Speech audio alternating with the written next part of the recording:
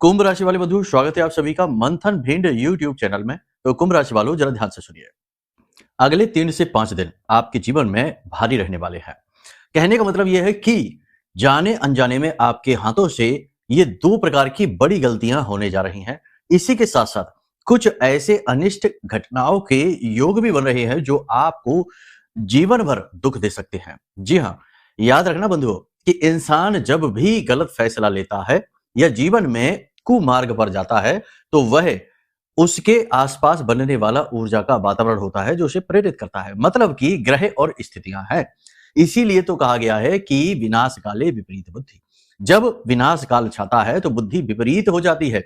अन्यथा बुद्धि विपरीत क्यों होगी? आप खुद सोचिए कि क्या कोई व्यक्ति इस संसार में ऐसा है जो ये सोचकर व्यवसाय शुरू करे कि हम तो लाखों करोड़ों के कर्जे में आ जाएंगे, बहुत सारा घाटा उठाएंगे, दुख उठाएंगे और फिर लोगों की 50 तरीके की बातें सुनकर अपने जीवन को नर्क बना लेंगे, अपने परिवार को भी डुबा देंगे? नहीं, ऐसा कोई नहीं सोचता। सब बहुत अच्छा सोचकर ही काम करते हैं। हर व्यक्ति कामयाब होने के लिए ही प्रयासरत है, लेकिन कामयाबी मिलती है बहुत कम ही लोगों को। जिन लोगों को कामयाबी मिलती है, जाने में या अनजाने में, वे लोग कुछ फैसले ऐसे लेते हैं जो उनकी शुभ ग्रह दशाओं के अनुरूप होते हैं। जैसे कि हमने कहा कि विनाश काले विपरीत बुद्धि, ठीक इसके विपरीत भी कहावत कही जा सकती है कि जब जीवन में उद्धार होना होता है तो अनुकूल बुद्धि हो जाती है।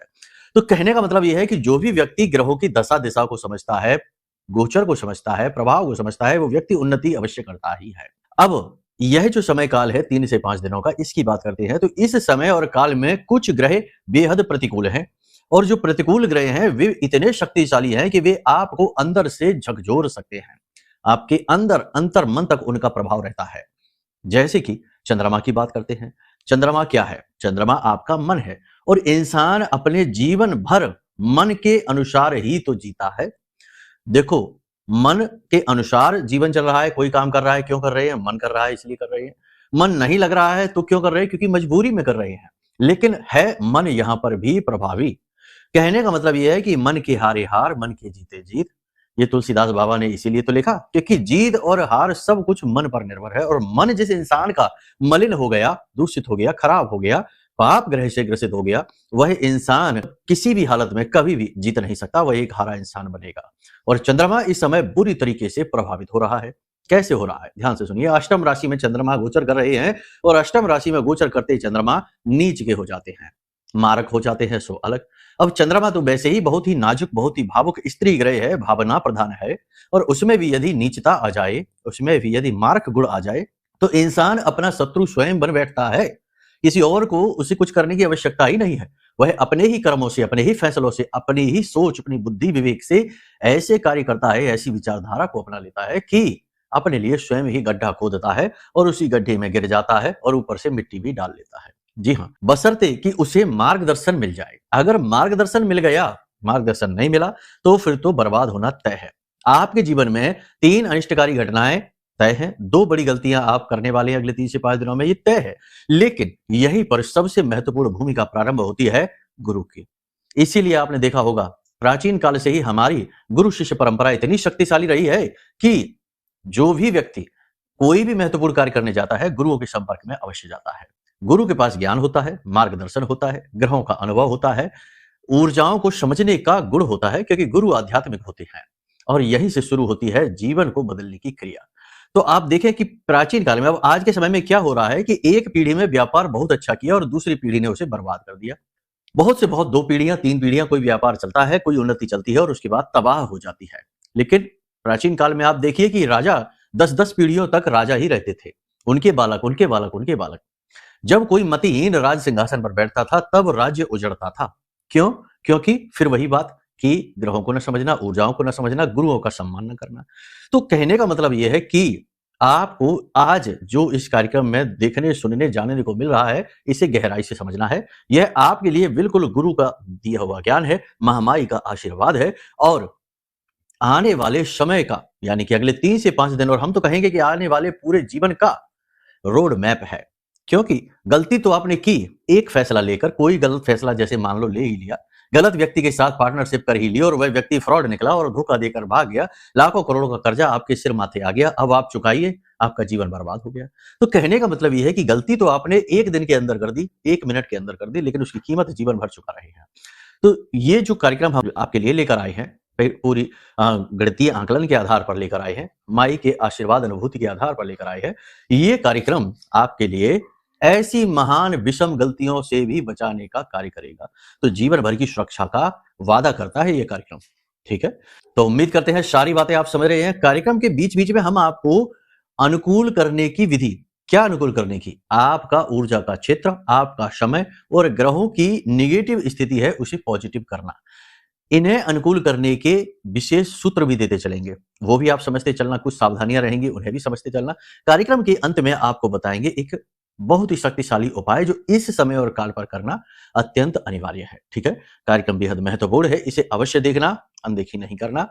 उम्मीद करते हैं सारी बात आप समझ रहे हैं। अब महामाई को याद करते हैं, जैसी हमारी परंपरा रिवाज है, माई को याद करते हुए कमेंट बॉक्स में पूरे प्रेम के साथ पहले तो माई के दर्शन करिए, उसके बाद पूरे प्रेम के साथ, भाव के साथ लिख डालिए, जय मां भद्रकाली कृपा करो। महामाई निश्चित तौर पर आपके ऊपर कृपा कर चुकी हैं। प्रमाण है आपके जीवन में हो रही जो बहुत बड़ी विषम नकारात्मक घटनाएं थी उनकी तीव्रता कमजोर हो रही है, आपका मनोबल बढ़ रहा है, आपके जीवन में पॉजिटिविटी का संचार धीमा ही सही, अल्प ही सही, लेकिन होना शुरू हो गया है और आप हमारे इस कार्यक्रम को देख रहे हैं। ये सारे प्रमाण है। पूरे प्रेम और भाव के साथ ये भी लिखिए कि मैं भी महामाई के परिवार का हिस्सा हूं। अब फिर से सूचना देने का समय आ गया है कि यदि आपको मां भगवती अष्टलक्ष्मी का वरदान आशीर्वाद चाहिए तो हमने पूरे प्रेम और भाव के साथ, क्रिया अभी चल रही है, पूर्ण नहीं हो पाई है, माई के श्री यंत्र को जागृत करने की क्रिया चल रही है। कुछ विशेष लिमिटेड संख्या में ही श्री यंत्र जागृत किए जा रहे हैं। यदि आपको चाहिए तो शिवरात्रि के बाद से आप ये श्री यंत्र प्राप्त करना शुरू कर सकते हैं, बुकिंग अभी से कर सकते हैं। देखो ये सारी चीजें बताना जरूरी है, नहीं बाद में फिर आप कहेंगे कि गुरुजी आप तो कह रहे थे कि मिल जाएंगे, अब आप कह रहे हैं कि नहीं मिलेंगे। तो पहले से ही सारी बात आपको बता देते हैं, ठीक है? तो ये आप अभी से अपना बुक कर लो, बाद में शिवरात्रि के बाद जब मिलने शुरू होंगे तो आप मंगवा लेना, आपके घर पहुंच जाएगा। पूरे विधि विधान के साथ, नियम संयम के साथ और पूरी ऊर्जा को संग्रहित करने के बाद यह यंत्र आपके पास पहुंचेगा और आपको भी पूरी तरीके से गाइड किया जाएगा स्टेप बाय स्टेप कि कैसे इसे स्थापित करना, कैसे इसे अपने घर में एक्टिवेट करना और कैसे प्रतिदिन इसकी ऊर्जा को और बढ़ाते जाना और बढ़ाते जाना। जी हाँ, यंत्र एक मशीन होता है, इसीलिए तो उसका नाम यंत्र है। और श्री यंत्र यानी कि माता लक्ष्मी की ऊर्जा को एकत्रित करके घनीभूत करने वाला यंत्र, ठीक है? तो यह बहुत लाभकारी है, इसे आप देख सकते हैं, मंगवा सकते हैं और अधिक जानने के लिए वीडियो में नंबर है, इन पे फोन करिए, सारी जानकारी आपको मिलेगी, ठीक है? तो चलिए अब अपने मूल विषय को प्रारंभ करते हैं। बात करते हैं 5 सटीक भविष्यवाणियों की। जय माई की। बंधुओं, ज्योतिष और तंत्र विद्या के क्षेत्र में आचार्य अमित एक जाना माना नाम है। पूज्य गुरुदेव के साधनाओं और ज्योतिष विद्या के अनुभव बेहद दिव्य है। जी हाँ, पूज्य गुरुदेव ने जिसकी भी कुंडली का विश्लेषण किया और कुंडली के अनुसार उसे सटीक उपाय व महामाई माँ बगलामुखी की विशेष कृपा दी, उसके जीवन में सकारात्मक बदलाव तो आए ही है। फिर चाहे समस्या कितनी ही कठिन क्यों ना हो, समाधान तो अवश्य हुआ है। अब ऐसे में यदि आप भी अपने जीवन की किसी बड़ी समस्या से जूझ रहे हैं, जैसे कि कर्जा बढ़ता ही जा रहा है, काम धंधा और व्यापार सब रुक चुका है, रिश्ते नातों में तनाव हद से ज्यादा बढ़ गया है, पूरा जीवन ही नकारात्मकताओं से भर गया है, तो ऐसे में यही सही समय है जब आप श्रेष्ठ गुरु से मार्गदर्शन प्राप्त करें और जीवन के अंधकार को समाप्त कर दिव्य प्रकाश की ओर कदम बढ़ाएं। वीडियो में दिए गए नंबरों पर तुरंत संपर्क करिए और अपनी कुंडली का विश्लेषण व समाधान पूज्य गुरुदेव के द्वारा करवा लीजिए। देर ना करें, आपके देवी देवताओं के आशीर्वाद से ये मौका खुद चलकर आपके पास आया है, इसे गंवाना नहीं है। अभी फोन करें और गुरुदेव से मार्गदर्शन प्राप्त करें। महामाई आपका कल्याण करें। धन्यवाद। तो देखो, चंद्रमा की चल रही विपरीत चाल, मंगल का हो जाना बद और बुध शुक्र का हो जाना साथ राहु के, ये बहुत ही शक्तिशाली प्रबल योग हैं। ये एक तरफ तो आपको बहुत एनर्जी, बहुत बूस्ट दे सकते हैं, किसी बड़े व्यापार की शुरुआत कर सकते हैं, बड़ी योजना की शुरुआत कर सकते हैं, बड़े से बड़े विवादों को सुलझा सकते हैं, बहुत ही सकारात्मक ऊर्जा आपके अंदर भर सकते हैं। लेकिन यदि कुंडली में आपके चंद्रमा खराब हुआ इस समय पर, जैसे जन्मपत्री में खराब हुआ, तो इस समय पर यह स्थिति थोड़ी सी मंद विपरीत हो जाएगी। इस समय और काल पर आप दूसरों की मदद करने के चक्कर में अपना नुकसान करवा बैठेंगे। ये बहुत बड़ी बात है। ये इमोशन से खेलने वाली बात हो गई कि कोई व्यक्ति आपके पास आएगा, आपकी भावना से खेलेगा, आपके सामने मगरमच्छ के आंसू बहाएगा, दुखड़े कहेगा और आप पिघल जाएंगे और उसकी मदद करने पर ध्यान चला जाएगा। अपना धन, अपना बल, अपनी ऊर्जा वहां आप प्रसारित कर देंगे और आप खाली हो जाएंगे। तो ऐसा नहीं करना। क्या कि मदद करना एक सीमित कार्य है। मदद करना काम प्रकृति का है, भगवान का है। आप केवल एक लिमिटेड दायरे में रहकर ही ये कार्य करिए, ठीक है? अपने आप को परेशान करके दूसरों को मदद करना कोई बड़ी बात नहीं है, ये तो मूर्खता की श्रेणी में चला जाता है। आय बढ़ाने के लिए आप प्रयास करेंगे, आय इनकम को बढ़ाने के लिए कोई साइड इनकम शुरू कर सकते हैं, कहीं इन्वेस्टमेंट कर सकते हैं, लेकिन थोड़ा-सा इसमें अलर्ट रहने की आवश्यकता है, जागरूकता का संदेश देते हैं। कहीं ऐसा ना हो कि लापरवाही में किया गया इन्वेस्टमेंट या किसी की बातों में आकर किया गया इन्वेस्टमेंट या किसी व्यक्ति की बातों से प्रभावित होकर पार्टनरशिप वगैरह को एक्सेप्ट कर लेना आपके लिए निराशाजनक रहेगा। अब यहाँ पर सबसे बड़ी बात ये है कि किसी भी व्यक्ति को उधार आप नहीं देना। हम पिछले कार्यक्रमों में भी ये कहते चले आ रहे हैं, क्योंकि समय तो प्रभाव डालता ही डालता है। अभी इस समय और काल पर जो स्थितियां हैं वो तो प्रभाव डालेंगी ही डालेंगी। तो किसी भी व्यक्ति को उधार धन नहीं देना है और किसी भी व्यक्ति के लिए जरूरत से ज्यादा प्रयास नहीं करना है। कोई भी व्यक्ति आपसे प्रसन्न है, नाराज है, ये उसकी अपनी स्वेच्छा है। जरूरत से ज्यादा किसी को खुश करने के लिए प्रयास ना करना, वरना आपका धन चला जाएगा, आपका मन है वो खराब हो जाएगा। लोग आपकी अच्छाई का फायदा उठाने की यहाँ पर कोशिश करेंगे। आप जितना झुकेंगे, लोग उतना ही ज्यादा आपको झुकाने की कोशिश करेंगे। एक तरफ जहां अचानक से आपके ऊपर खर्चा आ सकता है, अचानक से पैसा आपके हाथों से फिसल सकता है, वहीं दूसरी ओर आपकी आय आमदनी भी बढ़ सकती है, पैसा आपके जीवन में आएगा। ये दोनों विरोधाभासी बातें हैं, लेकिन होंगी आपके जीवन में जरूर। यानी पैसा आएगा भी और पैसा अचानक से फिसलेगा भी। लेकिन फिजूल खर्ची हो सकती है, ये संभावना भी है। तो पैसा भावनाओं में बहकर किसी को ना दे, भावुक होकर दिखावेबाजी के चक्कर में किसी को भी अपना पैसा ना दे, ना पैसा खर्च करे, ठीक है ना? अपने व्यवहार को आप जितना हो सके उतना पॉजिटिव रखें, वाणी को जितना हो सके आप नियंत्रित रखें। लोग आपको उकसाने वाली बातें करेंगे। लोगों से कम रखें, काम का, व्यवहार का संपर्क रखें। जरूरत से ज्यादा घुलने मिलने की कोशिश करेंगे, दुखी होकर ही वापस आएंगे। लोग आपकी कमजोर नस जानते हैं, वो उसी को दबाएंगे। एक बात यहाँ पर हम आपको बता दें कि आप जिस प्रकार से लोगों से बात करते हैं, जिस प्रकार से आप अपने पक्ष को रखते हैं और जिन तथ्यों के आधार पर आप बोलते हैं, उस तरह लोग नहीं रहते। लोगों को गप्पे हाँकने में आनंद आता है, इधर-उधर की बातें करने में आनंद आता है। 50 तरीके की फालतू बातें और फालतू में अपने समय को बर्बाद करने में लोगों को आनंद आता है। लेकिन आपकी विचारधारा थोड़ी-सी अलग है। आप थोड़ा समय का प्रयोग करने पर ध्यान देते हैं, फालतू चीज़ों पर ध्यान कम देते हैं और अपनी बातों को बड़ी मजबूती के साथ रखते हैं। तथ्यों के साथ, प्रूफ के साथ, प्रमाणों के साथ। इसीलिए आपका अपमान होता है। इसीलिए लोग आपको इग्नोर कर देते हैं। इसीलिए आप समाज में थोड़ा-सा अकेलापन महसूस करते हैं, कट जाते हैं। किसी बात को लेकर, किसी पुरानी बात को लेकर, पुरानी सोच विचार को लेकर आपके मन में दुख उत्पन्न हो सकता है। कोई पुरानी गलती है, कोई पुरानी ऐसी बात है, कोई पुरानी ऐसी चीज़ है जिसे आप सोचेंगे, अकेले में बैठेंगे और थोड़े से दुखी होंगे, आपकी आँखों से आँसू भी आ सकते हैं। हो सकता है कि जीवन के लगातार चल रहे संघर्ष और स्ट्रगल और अपने आप को कमज़ोर और मायूस महसूस करने का ये जो भाव है, यह आपको इतना दुखी करेगा कि आपकी आँखों से आँसू झलकेंगे। कहने का मतलब ये है कि इमोशनल टर्ब्यूलेंस, या कह सकते हैं कि भावनाओं का तूफान आपके मन में उठेगा। इसे सँभालना होगा, वरना आप तनाव में चले जाएँगे।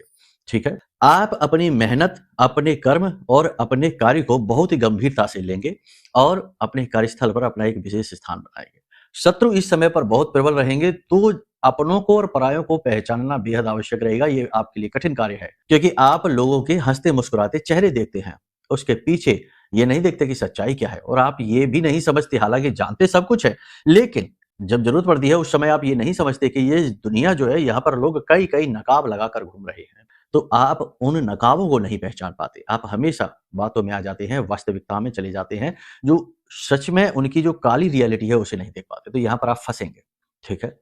अपने खर्चों को थोड़ा-सा कटौती करिए, फिजूल खर्ची ना करिए, पैसों को सँभाल कर रखिए, दबा कर रखिए। आप आत्म-मंथन की स्थिति में जाएँगे, अपने भले-बुरे कर्मों पर ध्यान देंगे, अपने आप को सुधारेंगे, जो अपनी कमियाँ हैं, कमज़ोरियाँ हैं, वो आप जानते हैं, उन्हें आप दूर करने की कोशिश करेंगे और ये एक अच्छा कर्म है। धर्म के प्रति आपका रुझान बढ़ेगा, हालाँकि मन में एक ये भी भाव रहेगा कि आपने इतना पूजा-पाठ किया, इतना सब कुछ किया, फिर भी भगवान ने आपको कभी सुखी नहीं होने दिया। इतना दुःख, इतना तकलीफ जीवन में क्यों दिया? आखिर आपकी क्या गलती? तो कहने का मतलब ये है कि धर्म के प्रति भी आपके मन में निराशा का भाव। अब यहाँ पर घूम फिर कर देखो, बात वहीं आ रही है। कहाँ? कि मन में निराशा है, मन में नकारात्मकता है और मन में नेगेटिविटी का भाव है। किसी न किसी कारण से, किसी न किसी बात से आप दुखी होंगे, किसी न किसी बात से आप परेशान होंगे। मानसिक तौर पर, भावनात्मक तौर पर आप कमज़ोर महसूस करेंगे। ये बात है, और ये इसीलिए है क्योंकि चंद्रमा खुद कमज़ोर है, यानी कि आपका मन खुद ही कमज़ोर है। अब सबसे बड़ी बात कि कुछ आपके चिंता के विषय भी हैं, जैसे कि कर्जा। जो कर्जा आपके सिर पर बैठा है वह आपको परेशान कर रहा है, पैसों का अरेंजमेंट हो नहीं पा रहा है, मेहनत प्रयास असफल से होते दिखाई दे रहे हैं, उनके परिणाम भी जितने मिल रहे हैं वो उतने नहीं हैं जितने में आप इन चीज़ों से यानी कर्ज आदि से मुक्ति प्राप्त कर सकें। ये टेंशन वाला विषय रहेगा। अब यहाँ पर कुछ चीज़ें हैं जिन पर आपको ध्यान देना है। चिंता की बात करें तो इसी विषय को थोड़ा-सा आगे बढ़ा लेते हैं। किसी अपने ही व्यक्ति के किसी व्यवहार से, धोखे से या उसके द्वारा छुपाई गई कुछ बातों की वजह से आप परेशान हो जाएँगे और आपको भले-बुरे या अपने और पराये पर शक होने लगेगा। यानी आपको लगने लगेगा कि शायद आपके जीवन में जो भी आपने लोगों के साथ में संपर्क बनाए हैं, व्यवहार किए हैं, वो सब गलत ही हैं, क्योंकि धोखा मिलेगा। ये विशेष बात है। कार्यों की गति यहाँ पर धीमी रहेगी, अचानक से कुछ भी नहीं होगा लेकिन काम अवश्य बनेंगे। विवाद सुलझते दिखाई दे रहे हैं, सरकार की तरफ से राहतें मिलती दिखाई दे रही हैं, बेरोजगारों को नौकरी अवश्य यहाँ पर मिल जाएगी और सबसे बड़ी बात कि जिनका विवाह नहीं हुआ है, उनके विवाह होने के योग प्रबल हैं, तो विवाह भी हो सकते हैं, चर्चाएँ तो चल ही सकती हैं। गुप्त प्रेम संबंध खुल जाएँगे और प्रेम संबंधों में थोड़ी-सी मिठास बढ़ेगी। बस एक बात है कि यहाँ पर आपको अपनी समझदारी का परिचय देना होगा। दाम्पत्य जीवन में जीवन साथी के साथ संबंध तो मधुर रहेंगे लेकिन जीवन की भागदौड़ की वजह से आप एक-दूसरे पर ध्यान नहीं दे पाएँगे, इसलिए थोड़ा-सा खेद रहेगा। 3 से 5 दिनों के बाद आप कहीं घूमने जा सकते हैं, परिवार के साथ अच्छा समय बिता सकते हैं। किसी प्रकार की तीर्थ यात्रा पर भी आप जा सकते हैं। जो सोशल मीडिया से, ऑनलाइन से और इलेक्ट्रॉनिक मीडिया से और डिजिटल वर्ल्ड से जुड़े हुए लोग हैं, उन लोगों के कार्य में उन्नति होगी, ये बात निश्चित है। सोशल मीडिया पर अपनी पर्सनल तस्वीरों को अपलोड ना करें, अपनी चीज़ों को दिखावा ना करें, चीज़ों को गुप्त रखें, अपनी हँसी-खुशी के पलों को दिखाएँ नहीं। यहाँ पर ये चीज़ नेगेटिव रहेगी। काले और नीले रंगों से दूरी बनाएँ। इलेक्ट्रॉनिक सामान किसी से उपहार में ना लें। यदि आपको कोई उपहार देता ही या गिफ्ट देता है या कोई घड़ी दे दिया, मोबाइल दे दिया, कुछ भी, तो उस व्यक्ति को शगुन के 10-20 रुपए थोड़े बहुत ही सही दे ज़रूर देना वापस। शगुन के पैसे देना का जो रिवाज है वो इसीलिए है ताकि चीज़ों का मूल्य चुकता हो जाए और आप उपहार में मिलने वाले इस दोष से मुक्त हो जाएँ। तो यही होशियारी आपको करनी है।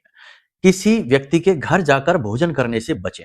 किसी के द्वारा दी जाने वाली चीज़ों को खाने से बचें और किसी व्यक्ति के द्वारा एकांत में ले जाकर और बात करना जैसे कहते हैं ना कि चलो वहाँ दूर चलते हैं कहीं एकांत एरिया में और वहाँ पार्टी करेंगे, खाएँगे, पिएँगे, मौज करेंगे, इस तरीके की गतिविधियों से बचना है।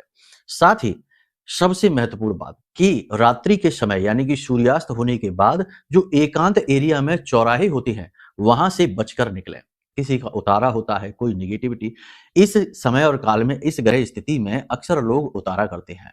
तो ऐसे में आप जब निकलेंगे और यदि आपसे स्पर्श हो गया या आपने उसे लांघ दिया, तो आपके भी ग्रह कमज़ोर हैं, वह आपके ऊपर हावी हो जाएगा। जो लोग विदेश से व्यापार करते हैं, उनका व्यवसाय अच्छा चलेगा, कोई समस्या नहीं है। विदेश में जो नौकरी कर रहे हैं, उनके लिए समय कठिन अवश्य रहेगा, लेकिन थोड़ी बहुत आस उम्मीद बन रही है, पॉजिटिविटी आ रही है।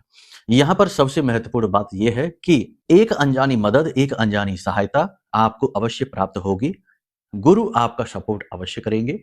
कहीं न कहीं देखा जाए तो स्थिति ये है कि गुरु यहाँ पर अति प्रबल हैं, अतिचारी हैं और बहुत ही ऊर्जा के साथ आपको सपोर्ट करने में लगे हुए हैं, तो आपको टेंशन ज़्यादा लेनी नहीं है, बस अपने बुद्धि विवेक को जागृत रखना है, योग प्राणायाम आदि से जुड़े रहना है, प्रतिदिन ध्यान अवश्य करना, मेडिटेशन अवश्य करना और हो सके तो मंदिर प्रतिदिन जाना है और दान पात्र में 10-5 रुपए अवश्य डालना है। घर में जो नल हैं, उनमें पानी न टपके ऐसी व्यवस्था बना देनी है, टूटे नल टोंटी आदि बदल देना है। साथ ही साथ माता का आशीर्वाद लेकर ही घर से बाहर निकलना है, इन चीज़ों का आप ध्यान रखिए। छोटे बच्चों को खट्टी-मीठी गोलियाँ खाने के लिए अवश्य दे दें उपहार स्वरूप और हो सके तो मिट्टी की जो गुल्लक होती है, उसे हरे रंग से रंगने के बाद या हरे रंग की कोई गुल्लक आपको मिल जाए, वो छोटे बच्चों को या किसी बच्चे को उपहार स्वरूप दे दें, उसमें कुछ सिक्के डालकर दे दें, आपका काम बन जाएगा। सबसे बड़ी बात ये है कि रात्रि के समय चंद्रमा के दर्शन अवश्य करें और चंद्र त्राटक करें, यानी चंद्रमा की ओर तब तक देखें जब तक कि आपकी आँखों से आँसू ना आ जाए। एक बार ही ऐसा करना है, एक बार में, यानी कि रात्रि को बैठे और एक बार देखा, आँखों से आँसू आ गए, आँख बंद कर लिए, बस। ये क्रिया आप अवश्य करिए, इससे आपका चंद्रमा अति प्रबल हो जाएगा।